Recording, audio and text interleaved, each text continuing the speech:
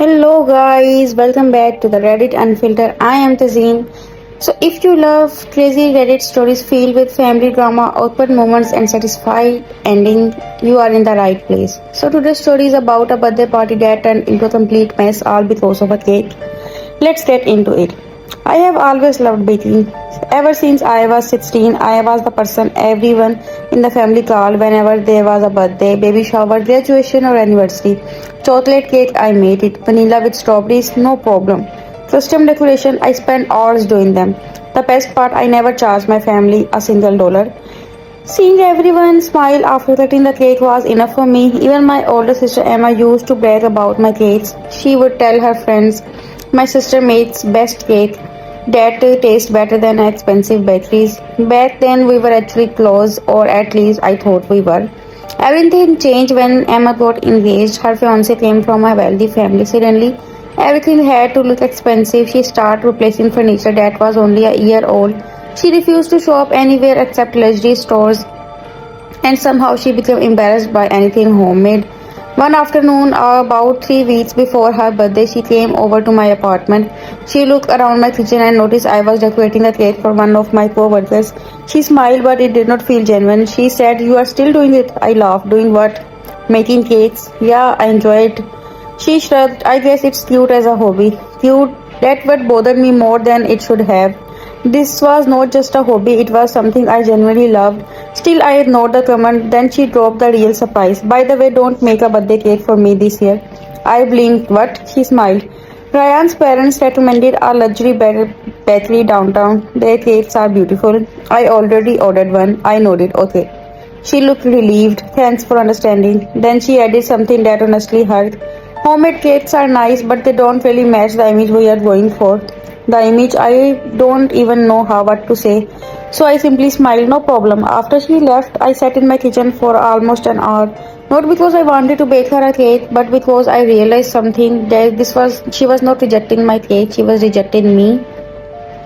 Over the next 2 weeks, my mom kept calling me, "Are you sure you are not making Emma's cake?" "No." "She really told you not to?" "Yup."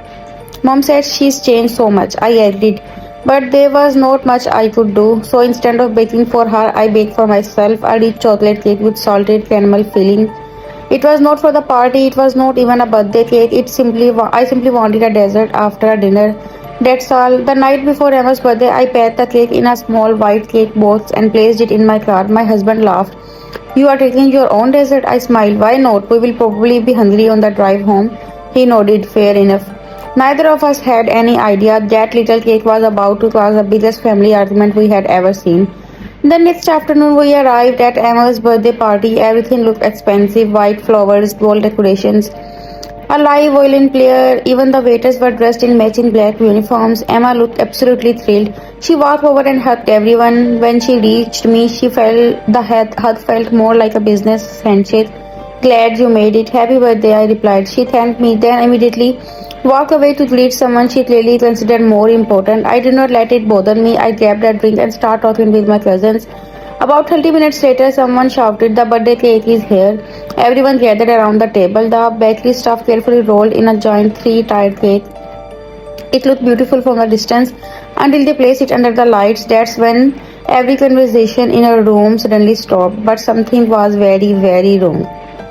The room felt completely silent. At first, I could not figure out why. Then I looked at the cake and I almost laughed. The giant wall topper proudly said, "Happy birthday, Emily." My sister's name was not Emily, it was Emma. For a few awkward seconds, nobody said anything. Then my little cousin whispered just loud enough for everyone to hear, "Who's Emily?" A few people chuckled. Emma's smile instantly disappeared. The bakery employee looked confused. "I am sorry." Emma quickly shook her head. "It's fine." But it was not even close. As they placed the cake on the table, the second disaster happened. The top tire slowly leaned to one side, then slid. The entire top layer slipped off and landed sideways. Pink frosting slapped across the white tablecloth. One guest gasped. Another tried not to laugh. Everyone usually pulled out their phone. I could already tell this party was not going according to the plan. Emma marched straight over to the bakery employee. "What is this?" The poor guy looked horrified. "I am so sorry, ma'am. It looked perfect when we were loaded it. It has the wrong name. I honestly don't know what that happened. And look at it. She pointed at the collapsed tire. I paid almost $700 for this. Now everyone was staring. Even the violin player had stopped playing. The employee apologized at least 10 times before quietly leaving. Emma looked like she wanted to cry. For a second, I actually felt bad for her. No one deserved their birthday ruined. Trying to lighten the mood, my aunt smiled and said, "Well, mistake happens." Then she turned toward me. "Ria, why did not you make the cake this year?" The whole room looked at me. I smiled politely. Emma asked me not to. Several relatives looked surprised. "What? You always made the family cakes." "I know." Emma jumped in quietly. "I just wanted something more elegant." There it was again, that word elegant, as if my cakes were not good enough. I simply nodded, no hard feelings. But I noticed a few family members exchange awkward looks. About an hour later, dinner was served. Everything slowly turned to normal. People were laughing again. Kids were running around the backyard. My husband leaned over and whispered, "So, when we are eating your chocolate cake," I smiled. "On the drive home." He grinned. "I have been thinking about it all evening." Neither of us realized my 6-year-old nephew had heard every word. 5 minutes later, he came running into the dining room, shouting, "Wait! Aunt Ria bought one of her cakes." Every single conversation stopped. My eyes widened. "Oh no!" My husband started laughing before anything had ever happened. My nephew looked around proudly. "It's in her car." Suddenly, half of the family became interested. My uncle smiled. "You bought one?" "It's just for us," I quickly explained. "It is not a birthday cake, it's just a dessert." But nobody listened.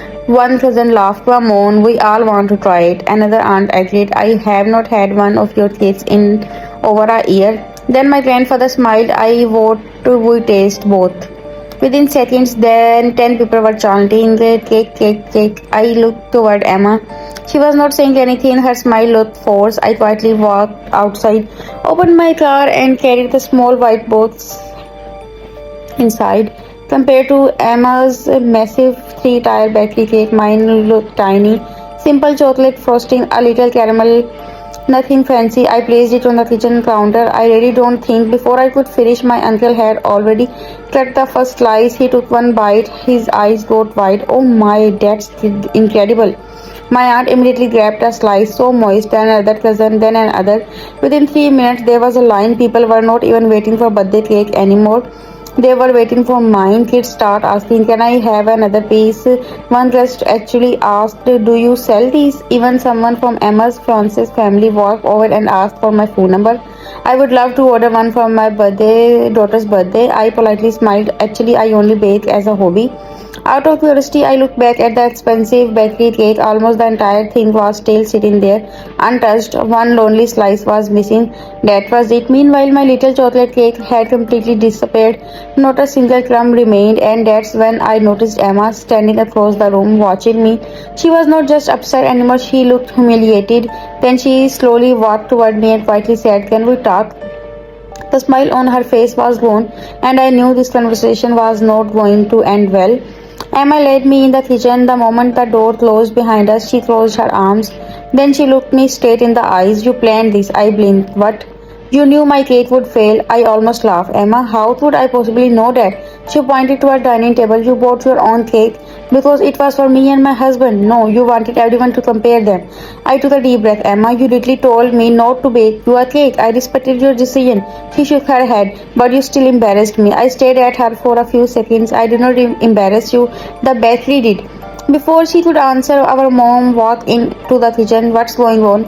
Emma immediately turned toward her. "Ria ruined my birthday." Mom looked confused. "How?" "She bought that cake on purpose." Mom looked at me. I calmly explained everything. "I baked it yesterday. It was not for a party. It was not even a birthday cake. It was a dessert for us after we left." Mom nodded slowly. I believed her. Emma looked shocked. "You are taking her side?" Mom said, "I am taking the side that makes sense." Just then, Grandpa walked into the kitchen carrying an empty plate. She looked around and smiled. "So, who is making Christmas desserts this year?" Without thinking, he looked straight at me. "Ria, obviously." Everyone laughed except Emma. She rolled her eyes and walked back into the dining room. I thought everything was finally over. I was wrong. About 20 minutes later, Emma stood beside her fiancé Jan and tapped a spoon against her glass. Can I have everyone's attention? The room became quiet. She forced a smile.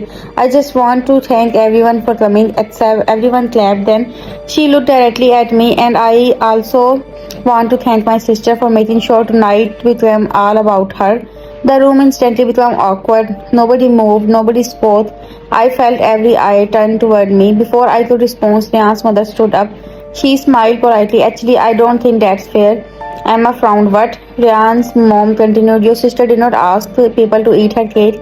We did. Several relatives nodded. My uncle raised his hand. It was the first who I was the one who asked for it, and I was the second. My aunt admitted. Then Grandpa laughed. I think I ate 4 slices. The whole room burst into laughter. Even Ryan could not stop smiling. Emma looked absolutely speechless. Jan finally spoke, honey. I don't think it's Ria's fault. She looked at him. So you are against me too. He gently took her hand. I am saying people love the cake. That's a compliment to your sister. It is not an insult to you. For a second, I thought she was going to cry. Instead, she quietly sat back down. The rest of the evening was surprisingly peaceful. Guests laughed, kids played games. People took photos as we were getting ready to leave. Ryan walked over to me. I hope you don't mind me asking, do you actually take orders for the cake? I smiled. I never have. He laughed. You should. My office has birthdays every month. I would order from you. Then other guest overhead. So would I. Within 5 minutes, 3 different people asked for my phone number. One even asked if I had an Instagram page for my cakes. I did not, at least not yet. A week later, I got an unexpected phone call. It was Emma. I honestly expected another argument. Instead, she sounded different. Quietly, she said, I am sorry. I stayed silent. She continued, I was embarrassed. I spent hundreds of dollars trying to impress people. And when things went wrong, I blamed the easiest person. I am sorry. For a moment, neither of us spoke. Then I smiled. It's okay. She laughed softly. No, it really is not. A few moments later, something funny happened. Emma was planning her baby shower. She called me a few months later. Sorry. A few months later, something funny happened. Emma was planning her baby shower. She called me again. This time, her first question was not about decoration or flower or expensive bakeries. She simply asked, oh, would you make the cake? I laughed. Are homemade cakes elegant enough now? There was complete silence. Then we both started laughing. She replied, I have learned my lesson. I made the cake for free just like I always had, except this time she proudly told every guest my little sister made it. And honestly, that's meant more than me to any money I could ever. So tell me, what do you think about today's story? And I want to know your opinion in the comments, and I will see you in the next video. Bye bye. Tata.